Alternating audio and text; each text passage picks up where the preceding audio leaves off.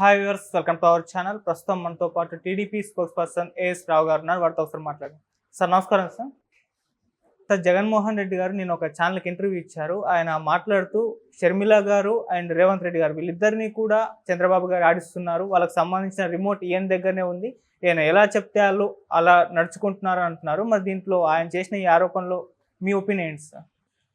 జగన్మోహన్ రెడ్డికి రోజు ఒక అబద్ధం ఆడకపోతే కడుపు ఉబ్బిపోతుంది. జగన్మోహన్ రెడ్డికి రోజు ఏదో ఒక అబద్ధం ఆడాలా, రోజు ఏదో ఒకటి బట్టవాసి మాటలు మాట్లాడాలా, ప్రతిపక్షం పైన ఏదో ఒక నెపం వేయాలి.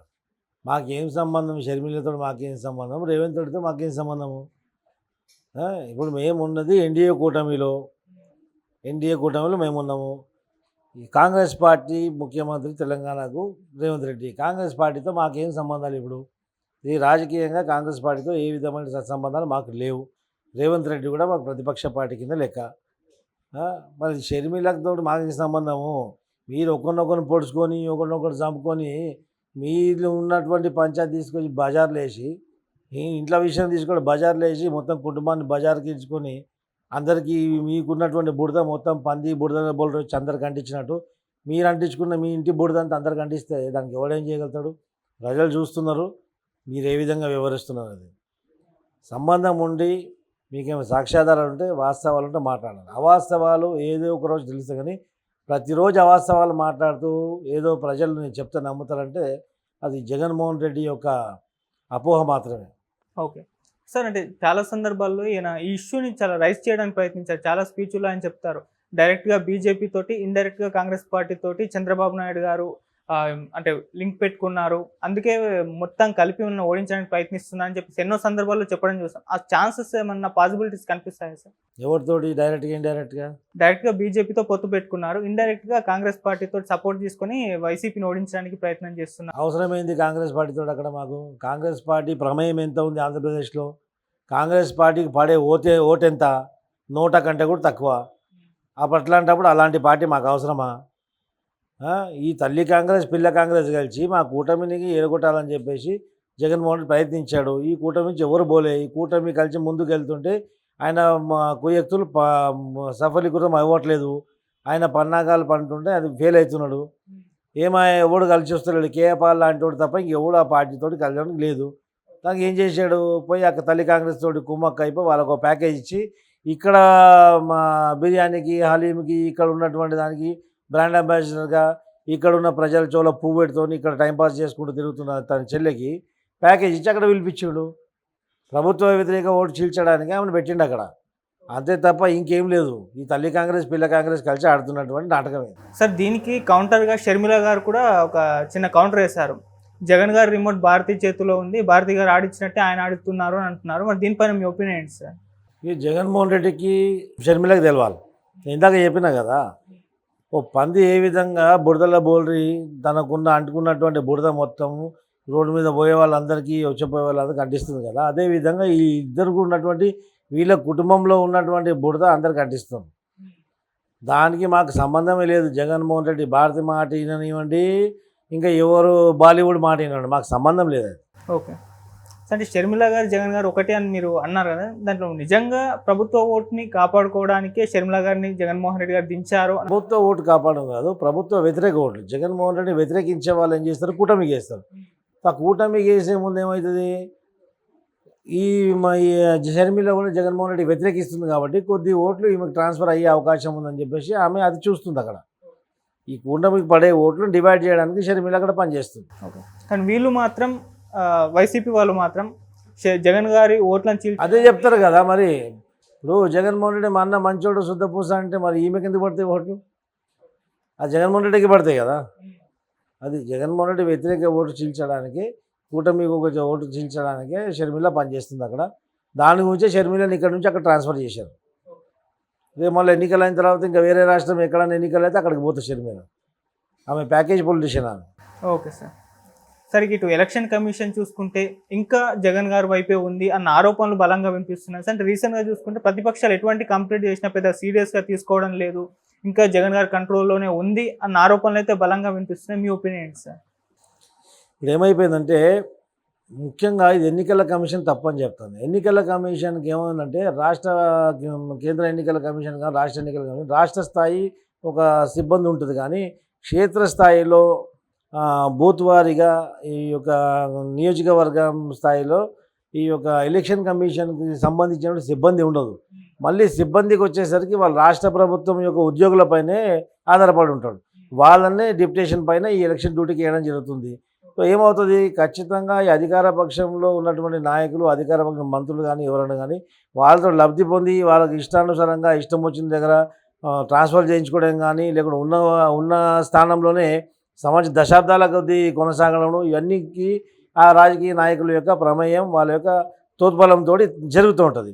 అలాంటప్పుడు అలాంటి రాజకీయ నాయకులు ఎన్నికలకు వచ్చినప్పుడు వీళ్ళే రిటర్నింగ్ ఆఫీసర్గా ఉండడము, ఎన్నికల విధులు కూడా వీళ్ళని నిర్వహించడం వల్ల ఏమవుతుంది, స్వామి భక్తి చాటుకుంటారు వీళ్ళు. అదేవిధంగా గుడివాడ నాని దగ్గర ఉన్నటువంటి విషయంలో కూడా గుడివాడలో ఇదే జరిగింది. నాని అఫిడేవిట్లో దానికి వస్తున్నటువంటి ఆదాయము గుడివాడ నియోజకవర్గం మున్సిపాలిటీ యొక్క కాంప్లెక్స్ని అద్దెకి తీసుకుని అక్కడ దాని మీద వస్తున్నటువంటి అద్దెకి రికార్డ్స్లో వస్తుంది, అది ఆన్ రికార్డ్ ఉంది. ఆ అద్దె ఇంట్లో ఇన్కమ్ అనేది ఇక్కడ పొందుపరచలేదు, అలా ఎఫిడేవిట్ చూపించలేదు అని చెప్పి అబ్జెక్షన్ చెప్తే అక్కడ ఉన్నటువంటి రిటర్నింగ్ ఆఫీసర్ పద్మావతమ్మ నిమ్మకు నేరెత్తినట్టు సెసమీరా అని చెప్పేసి మీరేమని చేసుకొని నేను ఆమోదించింది, ఏమైనా ఉంటే మీరు కోర్టుకు పోవడం అని చెప్పేసి వ్యంగ్యంగా జవాబు ఇవ్వడం జరుగుతుంది. సో ఇలా జరుగుతుంది అక్కడ ఆంధ్రాలో, అట్లా మీద కూడా తెలంగాణలో కూడా. నిన్న చూడండి కాసాని జ్ఞానేశ్వర్లు అంటాడు, మన తెలుగుదేశం పార్టీ నుంచి బయటకు పంపించినప్పుడు ఆ రోజు నా మీద దాడి చేసినప్పుడు వాడి మీద ఎఫ్ఐఆర్ ఫైల్ చేసినాం. వాడు మళ్ళీ చేవేల నియోజకవర్గానికి ఎంపీ కాంటాక్ట్ చేసేటప్పుడు ఆ అఫిడేవిట్లో ఈ కేసు విషయం అందులో పొందుపరచలేదు, ఎఫ్ఐఆర్ అలా రాయలేదని చెప్పి మళ్ళీ నేను అబ్జెక్షన్ వేసి రిటర్నింగ్ ఆఫీసర్ అబ్జెక్షన్ కాపినప్పుడు అదేదో జిరాక్స్ కాపీ తీసుకొచ్చి ఛార్జ్షీట్ నా పేరు తీశాడు, నాకు కేసుకి నాకు సంబంధం లేదని చెప్పి ఇచ్చాడు. వీడియో రికార్డింగ్స్ ఉన్నాయి, వాళ్ళు కొట్టించినట్టు నా మీద దాడి చేసినట్టు నేను హాస్పిటల్కి పోయిన రికార్డ్స్ ఉన్నాయి. ఈ పోలీసులు ఏ విధంగాకి వెళ్ళి తీసేస్తారు, అదొక జిరాక్స్ కాపీ పోలీస్ స్టేషన్ నుంచి తీసుకొచ్చి ఇక మా మీద కేసు లేదని చూపిస్తే రిటర్నింగ్ ఆఫీసర్ ఆమోదించాడు. సో ఈ విధంగా జరుగుతుంది. గతంలో ఉన్నటువంటి బీఆర్ఎస్ పైన ఉన్నటువంటి ప్రేమ ఈ యొక్క రిటర్నింగ్ ఆఫీసర్లు ఎన్నికల అధికారులు చూపిస్తున్నారు, స్వామి భక్తి చాటుకుంటున్నారు. సో ఈ విధంగా జరుగుతుంది. ఎన్నికల కమిషన్ యొక్క మోటో నేర చరిత్ర ఉంటే వాళ్ళని ఖచ్చితంగా చెప్పాలా, ఓటర్లకు తెలవాలా, ఖచ్చితంగా 3 సార్లు ఈ పేపర్లో నోటిఫికేషన్ వేయాలా, పబ్లికేషన్ వేయాలా, నేర చరిత్ర ఉంటే మీకున్నటువంటి కేసులు ఏమన్నాయి, అవన్నీ ఎన్నికల కమిషన్ యొక్క సిద్ధాంతాలకు ఆ యొక్క రూల్ బుక్ వ్యతిరేకంగా ఈ రిటర్నింగ్ ఆఫీసర్లు వ్యవహరిస్తున్నారు. ఏమవుతుంది, దీనివల్ల ప్రజాస్వామ్యాన్ని కూని జరుగుతుంది. దురుష్టులు, దుర్మార్గులు, భూకబ్జాలు, కాసాని జ్ఞానేశ్వర్ లాంటి బట్టవాజుగాళ్ళు మొత్తం వచ్చి చేవెళ్ళ లాంటి నియోజకవర్గంలో కాంటాక్ట్ చేస్తారు. విశ్వేశ్వర రెడ్డి లాంటి నిజాయితీపరుడు, ఒక సంస్కారవంతుడు పోటీ చేయాలంటే ఇలాంటి దుర్మార్గులు వచ్చి ఓట్లు చీల్చడం జరుగుతుంది. ఈరోజు ఇది ముఖ్యంగా ఎన్నికల కమిషన్ ఎన్నికల విధులన్నీ కూడా వాళ్ళ యొక్క సొంత సిబ్బందితో నిర్వహిస్తే ఇలాంటి అవకతవకలకు తావు ఉండదు. ఓకే, కానీ సార్ ఇక్కడ బీజేపీ ఉంది కదా సార్ కేంద్రంలో, మరి బీజేపీ ఇప్పుడు టీడీపీ జనసేనతో పొత్తులో ఉంది, మరి అదెందుకు ఇన్వాల్వ్ అవ్వట్లేదు, ఎందుకు అంటే ఇప్పటికి కూడా జగన్ వైపు బీజేపీ టర్న్ తీసుకొని ఉంది అన్న ఆరోపణలు కూడా వినిపిస్తున్నాయి సార్. ఇవి వినిపించే వాళ్ళు చాలా వినిపిస్తుంటారు, మాకు సంబంధం ఏంది. ఇప్పుడైతే 3 పార్టీలు కూటమిలో ఉన్నాయి. అధికార పార్టీ ఏం చేసిందో గత 5 సంవత్సరాల నుంచి పూర్తి పదవి కాలంలో వాళ్ళు ఏం చేశారు, ఎంత దుర్మార్గానికి ఒడిగట్టారో అది మొత్తం ప్రజల్లో తీసుకెళ్తాం, ప్రజలను చేతనపరుస్తున్నాం. ఖచ్చితంగా ప్రజలు జగన్మోహన్ రెడ్డికి వ్యతిరేకంగా తెలుగుదేశం పార్టీకి ఓటేసి తెలుగుదేశం పార్టీకి అధికారం తీసుకొస్తారని చెప్పి ఆశిస్తున్నాం. ఓకే సార్, ఇక్కడ చూసుకుంటే టీడీపీలో సార్ 6 రెబల్స్ని, అసంతృప్తుల్ని సస్పెండ్ చేయడం చూస్తున్నాం సార్, మరి ఎందుకు అంటారు, ఏం జరిగింది అంటే రెబల్స్ని సస్పెండ్ చేయడం అంటే ఇప్పుడు పార్టీలో పనిచేసుకుంటూ పార్టీ సిద్ధాంతాలను నమ్మి పార్టీలో పనిచేసేవారు కొంతమంది ఉంటారు, అవకాశాల కోసం రాజకీయ ఆలోచనలు కొంతమంది ఉంటారు, రాజకీయాలను అడ్డం పెట్టుకుని డబ్బులు సంపాదించాలని రాజకీయాలు రావడం కొంతమంది ఉంటారు. ఇలా రకరకాల కేటగిరీలు ఉంటాయి. ఇప్పుడు మాలాంటి వాళ్ళు పార్టీకి లాయల్, పార్టీ ఏ డిసిషన్ తీసుకున్నా, పార్టీ ఏ నిర్ణయం తీసుకున్నా శిరసా వహిస్తూ పార్టీకి పనిచేస్తాం. కొందరు ఏం చేస్తారు, ఎన్నికల్లో నిల్చొని అవకాశానికి వస్తారు, లేకుంటే ఎన్నికల్లో నిల్చొని పార్టీ ఫండ్కో లేకుంటే ఎదుటి పార్టీతో కుమ్మక్కైపోయి డబ్బులు తీసుకోవడానికి రకరకాల అండర్స్టాండింగ్తో రావడం జరుగుతుంది.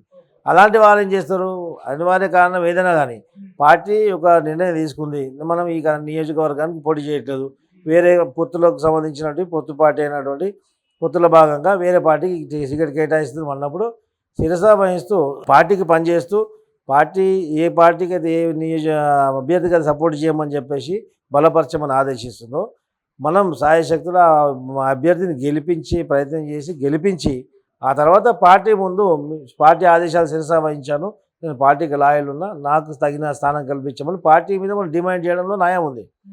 అంతేగాని మనకు అవకాశం దొరకలేదు, అందరు అవకాశం దొరకనట్లా 100 మంది ఉంటే 100 మందికి అవకాశం దొరకదు కదా. నాకు అవకాశం దొరకలేదు కాబట్టి నేను పక్క పార్టీలో పోతున్నానంటే నువ్వు పార్టీకి విధేయత ఎక్కడ ఉంటుంది?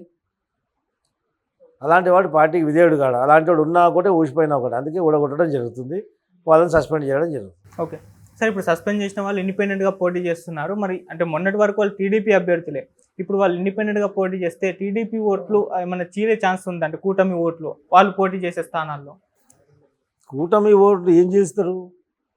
ఆకాశం వైపు ఉమ్మేస్తే మనపైనే పడుతుంది. టీడీపీ అనేది ఒక ఆకాశం లాంటి పార్టీ. ఇలాంటి చిన్న చితిక పురుగులు, విష పురుగులు, చిన్న చిన్న కీటకాలు ఆకాశాన్ని ఏం చేయగలుగుతాయి? ఏం చేయాలని ఆలోచన కూడా చేయలేరు వాళ్ళు. అది ఏం జరగనటువంటి మాట. వాళ్ళు రెబల్గా ఎన్నికల్లో నిల్చున్నా కానీ వాళ్ళకి పడే ఓట్లు ఏడ పడవు. దాని గురించి పెద్ద కాన్సన్ట్రేట్ చేయాల్సిన అవసరమే లేదు.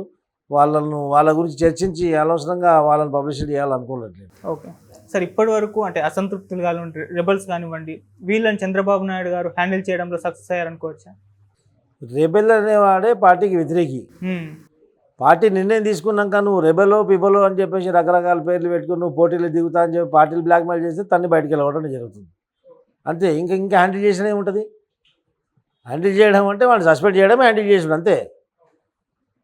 తెలుగుదేశం పార్టీ ఒక క్రమశిక్షణ కలిగిన పార్టీ. క్రమశిక్షణకు వ్యతిరేకంగా ఎవరు వివరించినా వాళ్ళు తీసి బయటపడేయడం జరుగుతుంది. Okay sir, thank you so much sir.